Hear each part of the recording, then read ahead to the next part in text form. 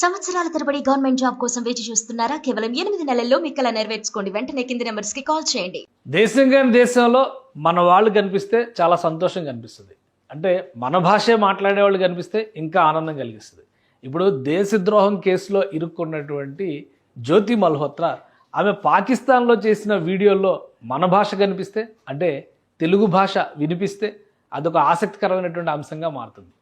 జ్యోతి మల్హోత్రా 4-5 సార్లు పాకిస్తాన్లో పర్యటించారు. పాకిస్తాన్కి సంబంధించినటువంటి అనేక ప్రదేశాలపైన వీడియోలు చేస్తూ ఒక ట్రావెల్ బ్లాగర్ కింద తనను తను పోర్ట్రే చేసుకునేటువంటి ప్రయత్నం చేశారు.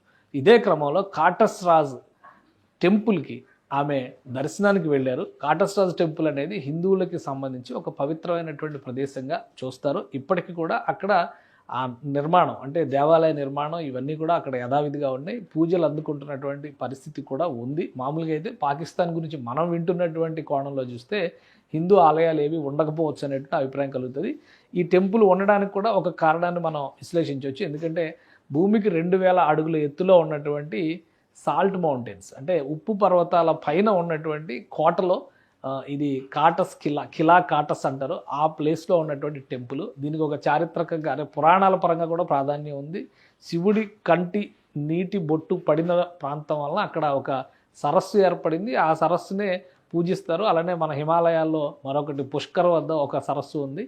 ఇవి రెండు కూడా శివుడి కంటి నుంచి రాలినటువంటి నీటి చుక్కల వలన పుట్టినటువంటి సరస్సులు అంటారు. సో ఒక పవిత్రమైనటువంటి ప్రదేశం, భారతంలో ప్రత్యేకత ఉంది. అలానే సింధు నాగరికతకు సంబంధించినటువంటి అవశేషాలు ఉన్నాయి. ఇక్కడ ఎన్నో ప్రత్యేకతలు ఉన్నటువంటి ప్రాంతం. ఆ ప్రాంతానికి దర్శనానికి వెళ్ళినప్పుడు జ్యోతి మల్హోత్రా చేసినటువంటి వీడియోలు, అలానే ఆమె చూపించినటువంటి దృశ్యాలు ఇవన్నీ కూడా అందరినీ ఆకట్టుకున్నాయి. అక్కడ టెంపుల్ గురికి సంబంధించినటువంటి చరిత్రను తెలుసుకునేటువంటి క్రమంలో పాకిస్తాన్లో ఇంకా హిందూ దేవాలయాలు ఉన్నాయి. ఎందుకంటే 70 ఏళ్ల పైన అయింది కదా ఈ వీడియో చేసి, లాస్ట్ ఇయరే చేసింది. సో ఇవన్నీ చూసినప్పుడు చాలామందికి అదొక రకమైనటువంటి అనుభూతి కలిగేటువంటి అవకాశం ఉంది. అయితే ఇప్పుడు ఈ వీడియోస్ అన్ని స్క్రూటినీ చేస్తుంటే మనకి కలిగేటువంటి అనుభూతి ఏంటంటే తెలుగు భాష, తెలుగు పాట ఇందులో వినిపించడం, ధ్వనించడం అనేది ఆసక్తికరంగా మారింది. ఈ వీడియోలో ఇది కాటస్రాజ్ టెంపుల్కి సంబంధించినటువంటి ప్రాంగణం. ఇక్కడ చాలా వరుసగా ఉన్నటువంటి ఒక ఆలయాల సముదాయంగా మనం చెప్పాల్సి ఉంటుంది. ఈ ఆలయాల సముదాయంలోనే ఒక మందిరంలో తెలుగు పాట వినిపించింది. ఆ పాట అందరినీ కూడా ఆకట్టుకున్నది. పైగా ఘంటసాల భూకైలాస్ సినిమాలో పాడినటువంటి పాట. ఒకసారి ఆ పాట ఎక్కడ ప్లే అవుతుందో కరెక్ట్గా అక్కడే మనం చూద్దాము. ఏం జరిగింది, అసలు ఎందుకు ఈ పాట వచ్చింది ఇక్కడ అనేటువంటి విషయం కూడా ఆసక్తికరంగా వినిపిస్తుంది. रूप में ये पहले से, मतलब इसमें कोई छेड़छाड़ नहीं की, कोई हस्तक्षेप नहीं किया गया, उसी ओरिजिनल शेप में इस जगह को रखा गया है। अभी ये है श्री हनुमान जी का मंदिर। देखिए यहाँ की दीवारें, शिव जी भगवान की मूर्ति भी लगी है।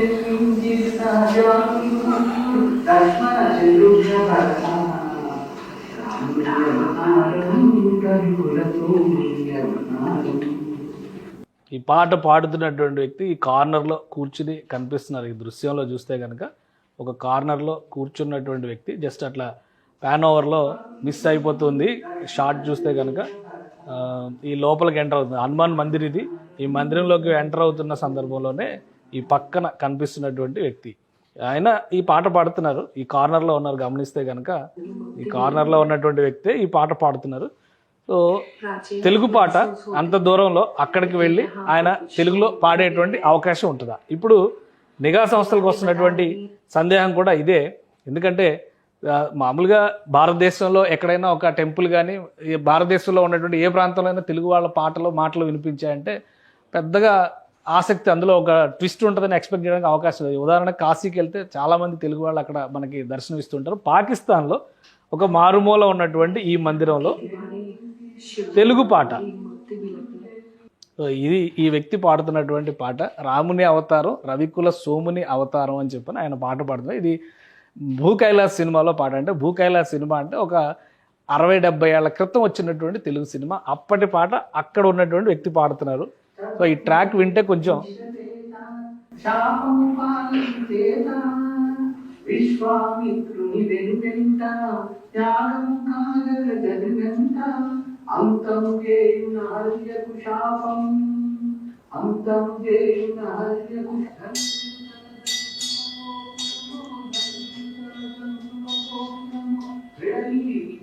श्री कटाशराज मंदिर पाकिस्तान के पंजाब సో ఇది ఈ పాట ఈ వీడియోలో వినిపిస్తున్నటువంటి పాట. ఇప్పుడు దీనిపైన ఎంక్వైరీ చేస్తున్నారు. ఎందుకంటే ఒక తెలుగు వ్యక్తి పాకిస్తాన్ వెళ్ళి అక్కడ ఉండి ఒక ఆలయంలో పాటలు పాడేటువంటి స్థితిలో ఉంటారా అనేది ఒక సందేహం అయితే, లేదా జ్యోతి వెంట వెళ్ళిన వ్యక్తులే ఎవరైనా కానీ తెలుగు తెలిసినటువంటి వ్యక్తి అక్కడ ఉన్నారా? ఈ రెండు ప్రశ్నలపైనే ఏజెన్సీస్ ఇప్పుడు ఇన్వెస్టిగేషన్ ఆఫీసర్స్ ఎంక్వైరీ చేస్తున్నారు. తెలుగు సినిమా పాట, అది సినిమా పాట, ఎందుకంటే భక్తి పాట అంటే మళ్ళీ దాని వెర్షన్ వేరే ఉంటుంది. సినిమా పాట, అది కూడా పాత పాట. ఈ వ్యక్తి ఎవరు? జ్యోతితో పాటు వెళ్ళినటువంటి వ్యక్తి, లేదా అక్కడ ఎవరైనా తెలుగువారు ఉన్నారా? ఇది ఖచ్చితంగా ఇంట్రెస్టింగ్ పాయింట్ అవుతుంది. ఎందుకంటే దేశ విభజన జరిగి కూడా 75-76 సంవత్సరాలు అయింది. లాస్ట్ ఇయర్ జరిగిన అంటే 1947 దగ్గర నుంచి మనం లెక్కేసుకొని చూస్తే కనుక దగ్గర ఇప్పుడు 88 సంవత్సరాల చరిత్రను మనం చూడాలి. అప్పటికి ఒకవేళ వెళ్ళిపోయి ఉంటే అక్కడ సెటిల్ అయి ఉండేటువంటి వ్యక్తులు ఉంటారా, లేదా దర్శనానికి ఎవరైనా వెళ్ళారా, తెలుగు వాళ్ళు అక్కడికి వెళ్ళేటువంటి పరిస్థితి ఉంటుంది. చాలా ప్రశ్నలు వస్తున్నాయి.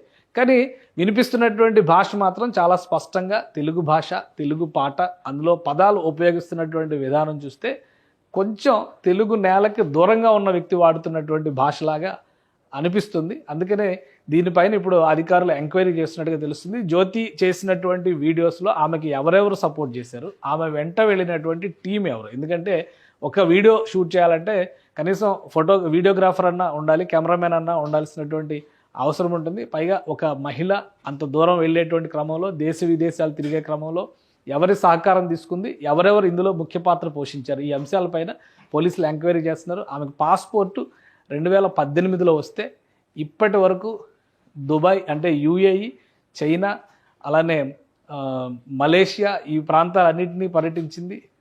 శ్రీలంక కూడా వెళ్ళినట్టుగా ఒక సమాచారం ఉంది, నేపాల్ వెళ్ళినట్టుగా సమాచారం ఉంది, పాకిస్తాన్కే 5-6 సార్లు వెళ్ళినట్టుగా చెప్తున్నారు. రీసెంట్ టైమ్స్లో బంగ్లాదేశ్ వెళ్ళడానికి ప్రణాళికను సిద్ధం చేసుకుని. అంటే ఈ పహల్గాం ఇన్సిడెంట్ ఇవన్నీ జరిగిన తర్వాత కొంత అప్రమత్తత పాటించి ఉండవచ్చు. ఎందుకంటే పహల్గాం వెళ్ళింది కూడా ఆమె ఈ సంవత్సరం జనవరిలో పహల్గాం వెళ్ళి అక్కడ వీడియో షూట్స్ చేశారు. గుల్మార్గ్ అన్ని ఏరియాస్లో కూడా అక్కడ ఉన్నటువంటి సందర్శనీయ ప్రదేశాలు అన్నింటిలో కూడా ఆమె వీడియోలు చేసింది. ఆ తర్వాత బంగ్లాదేశ్ ప్లాన్ చేసింది. బంగ్లాదేశ్లో ఉన్నటువంటి కొంతమంది కీలక వ్యక్తులతో కాంటాక్ట్లోకి వెళ్ళినట్టుగా కూడా ఇన్వెస్టిగేషన్ ఏజెన్సీస్ భావిస్తుంది. కానీ ఆమె ఇన్వెస్టిగేషన్కి మాత్రం ఏ విధంగానూ సహకరించడం లేదు. తనకు ఏమీ తెలియదు. నార్మల్గా వీడియో బ్లాగర్గా వెళ్ళి వీడియోలు చేశాను అంతవరకే. వాళ్ళు ఎవరు, వాళ్ళకి సంబంధించి అంటే ముఖ్యంగా పాకిస్తాన్ నుంచి ఎవరెవరు టచ్లో ఉన్నారో వాళ్ళకి సంబంధించిన సమాచారం కూడా తనకు తెలియదని బుకాయిస్తున్నటువంటి పరిస్థితి ప్రస్తుతం ఉంది. సో మొత్తం టోటల్ స్టోరీ అంతా కూడా ఒక కన్క్లూజన్ రావాలంటే సమగ్రమైన దర్యాప్తు రావాలని చేయాల్సినటువంటి అవసరం ఉందని కేంద్ర ప్రభుత్వం భావిస్తుంది. దాంతోపాటు ఈ తెలుగు పాట పాడినటువంటి వ్యక్తి ఎవరు, అతను ఎప్పుడు అక్కడికి వెళ్ళి ఉంటారు, అతనికి సంబంధించినటువంటి డీటెయిల్స్ ఏమైనా దొరుకుతాయా అనే అంశం పైన కూడా ఇన్వెస్టిగేషన్ ఆఫీసర్స్ ఎంక్వైరీ చేస్తున్నట్టుగా సమాచారం. సుమన్ టీవీలో మీ పర్సనల్ అండ్ బిజినెస్ ప్రమోషన్స్ కోసం కింది నెంబర్కి కాంటాక్ట్ చేయండి.